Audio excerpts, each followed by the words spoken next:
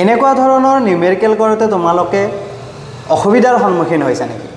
যদি হৈছে তেনেহ'লে চিন্তা কৰিব নালাগে। আজি আমি এটা নিউমেৰিকেল চাম ইলেক্ট্ৰকেমিষ্ট্ৰিৰ পৰা। সেইটো হ'ল calculate the standard EMF of a cell consisting of CU and AG half cell. আমাৰ ইয়াতে কি দিয়া আছে, এটা কপাৰ আৰু সিলভাৰ হাফ সেল দিয়া আছে। তাৰে আমাৰ কি দিয়া আছে, ইলেক্ট্ৰড পটেনশিয়াল বোৰ দিয়া আছে। এইবোৰ কি দিয়া আছে, আমাৰ স্ট্যান্ডাৰ্ড ইলেক্ট্ৰড পটেনশিয়াল বোৰ দিয়া আছে।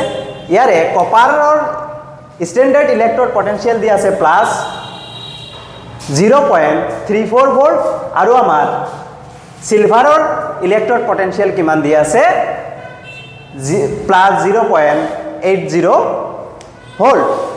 এতিয়া আমাৰ ইয়াতে কৰিবলগীয়ানো কি আছে? সো প্ৰথমতে আমি কি কৰিম, লাহেকে সলভ কৰাৰ চেষ্টা কৰিম। কেনেকৈ কৰিম চোৱা।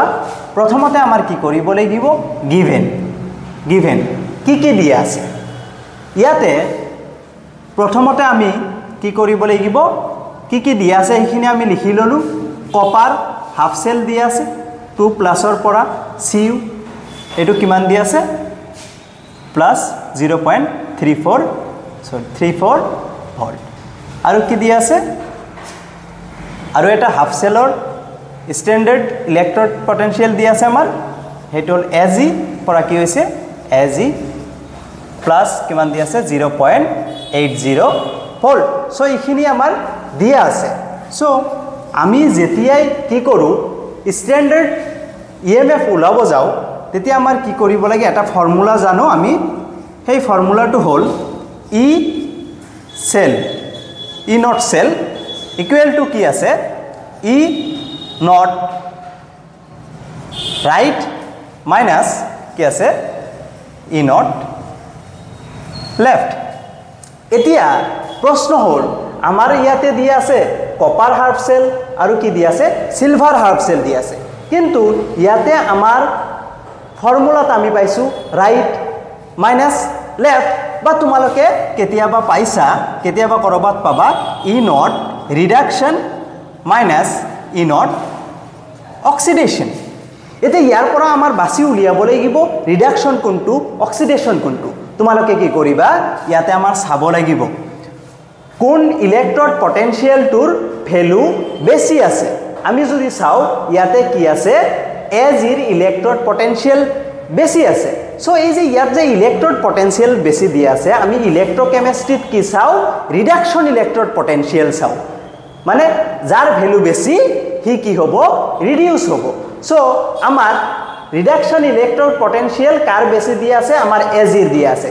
সো ই নট ৰিডাকশনৰ জায়গাত আমাৰ কি হ'ব, ই নট AG প্লাসৰ পৰা কি হ'ব AG মাইনাস, যেহেতু আমি ৰিডাকশন হাফ সেলটো ওলাই লৈছো, এতিয়া অক্সিডেশন কোনটো হাফ সেল হ'ব সেইটো আমি গমে পাই যাম। সো এইটো হ'ব কি, আমাৰ কপাৰ ই নট CU 2+ পৰা CU হয়ে গ'ল।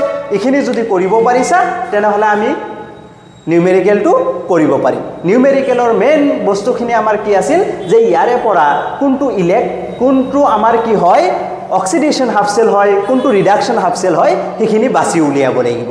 কি কৈছো, ৰিডাকশন হাফ সেল কোনটো হয়, যোনটোৰ কি হয় ৰিডাকশন পটেনশিয়াল বেছি। ইয়াতে যে পটেনশিয়াল দিয়া আছে আমাৰ ইন টাৰ্মস অফ কি দিয়া আছে, ৰিডাকশন পটেনশিয়াল।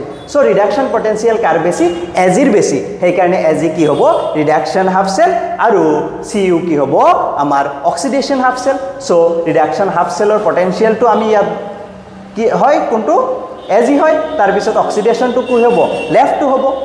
ৰাইটটো আমাৰ ৰিডাকশন হয়, লেফটটো কি হয়, অক্সিডেশন হয়। এতিয়া তোমালোকে কি কৰা, ধুনীয়াকে এই ভ্যালু কেইটা বহাই দিয়া। আমাৰ কি আছে, E naught AG plus, E naught AG প্লাসৰ ভ্যালু কিমান আছিল, প্লাস 0.80 ভোল্ট, আৰু কপাৰৰ কিমান আছে 0.34 ভোল্ট। এইখিনি দি আছে, দুটাই প্লাস প্লাস দি। সো আমাৰ ইয়াতে কি হ'ব, প্লাসে মাইনাসে মাইনাস হ'ব, 0.80 ভোল্ট মাইনাস 0.34 ভোল্ট। সো এইটো মাইনাস কৰি দিয়া, এনসাৰ পাই যাবা। কিমান হ'ব, 0ৰ পৰা 4 গ'লে কিমান হ'ব, 6 হ'ব। ইয়াৰ পৰা যেহেতু এক ধাৰে লৈছিলা তেনেহ'লে ইয়াত কি থাকিব, 7 থাকিব। 7ৰ পৰা 3 গ'লে কিমান হ'ব, 4 হ'ব।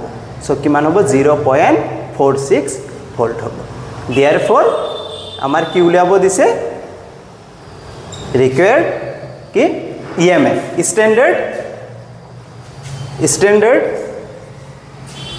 EMF এটা আমি কি লিখো E not self equal to আমি কিমান পালো 0.46 ভোল্ট হৈছে ধুনিয়াকে হৈ গল আমাৰ কি কৰিব লাগে খালি এটা বস্তু ধ্যান ৰাখিব লাগিব যে আমাৰ কোনটো ৰিডাকশন হাফ সেল হয় আৰু কোনটো অক্সিডেশন হাফ সেল হয় এখিনি যদি বাছি উলিয়াব পাৰিছা তেনে হলে নিউমেৰিকেল কৰতে কোনো প্ৰবলেম হ'ব নালাগে ছাত্ৰ ছাত্ৰী সকল যদি তোমালোকে কেমিষ্ট্ৰি